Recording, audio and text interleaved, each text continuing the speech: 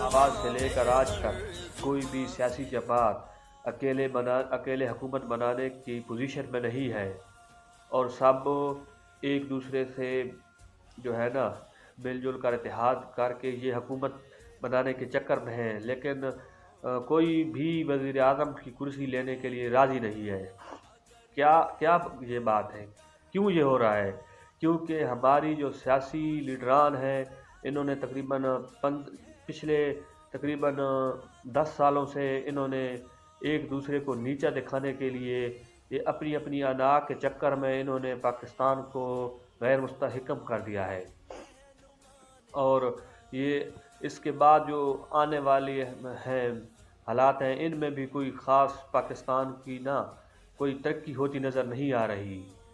یہ ایک دوسرے پر الزام لگا رہے ہیں، جو حکومت میں ہوگا وہ یہ الزام لگائے کہ پچھلی حکومت نے یہ کیا ہے، اور جو اپوزیشن میں ہوں گے وہ کہیں گے کہ دھاندلی ہو گئی۔ اسی طرح کے حالات 1970 میں ہو گئے تھے، جب جنرل یحییٰ آیا، اور وہ بھی ایک عیاش انسان تھا، اس نے بھی اپنی عیاشی میں اس نے بھی اپنی عیاشی اور سیاسیوں کے ساتھ مل کر پاکستان کو 2 ٹکڑے کر دیا تھا، اور اس وقت بھی یہی نعرہ لگا تھا، یہی حالات ہوئے تھے۔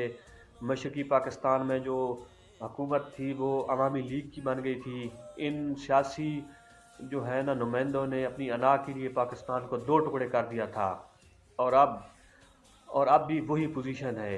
اور پھر یہ ہوا کہ ایک آیا تھا مرد مجاہد آیا تھا، اور جو غریب ماں باپ کا بیٹا تھا، اس نے جب یہ دیکھا تو اس نے ان کو الو کے پٹھوں کو کان سے پکڑ کر چلتا کیا، اور حکومت سنبھالی، مارشل لا لگا دیا۔ اس کا نام تھا جنرل ضیاء الحق شہید۔ اس نے سب الو کے پٹھوں کو اس نے چلتا کیا۔ اس نے کہا کہ آپ گھر بیٹھیں یا پھر آپ لندن، امریکہ، اور جہاں چاہیں آپ مرضی چلے جائیں۔ اور پھر اس نے 11 سال حکومت کی تھی۔ 11 سال حکومت اس نے جو کی تھی وہ ایک غریب ماں باپ کا ایک غریب بیٹا تھا۔ اس نے 11 سال حکومت میں مہنگائی کو بالکل ختم کر دیا تھا۔ آج جیسے حالات اس وقت بھی تھے، آج سے بھی بدتر حالات تھی۔ پاکستان 2 ٹکڑے ہو چکا تھا، اور پاکستان کو بہت سے خطرات تھے۔ پھر اس وقت پاکستان ایٹمی قوت بھی نہیں تھا۔ پھر اس نے کیا کیا؟ پھر اس نے ان سیاسیوں کو چلتا کیا اور خود حکومت سنبھالی، اور اس نے اپنے 11 سالوں میں حکومت بالکل مہنگائی ختم کر دی تھی، اور اس نے ایٹمی پروگرام شروع کیا تھا۔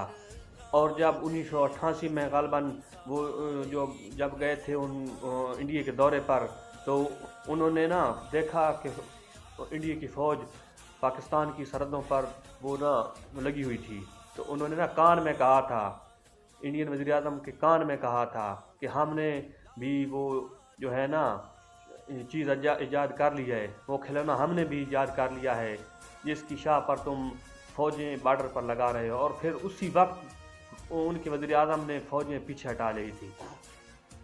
وہ مرد مجاہد تھا، وہ سائیکل پر مسجد میں آتا تھا، اور جب وہ شہید ہوا تو یہ جو ہے بزرگ ان سے پوچھ لیں، جب وہ شہید ہوا تھا تو اس کا اپنا کوئی مکان نہیں تھا، اس کی کوئی اپنی کوٹھی نہیں تھی۔ ایسے ہوتے ہیں لیڈر۔ اس نے 11 سالوں میں پاکستان کو جو ہے مہنگائی کی دلدل سے نکالا، اور اس نے پاکستان کو ایٹمی پروگرام دیا۔ ایسے ہوتے ہیں لیڈر، اور اس لیڈر کا آج نام بھی نہیں ہے۔ میڈیا تو اس کا نام لینے سے بھی جو ہے کتراتا ہے۔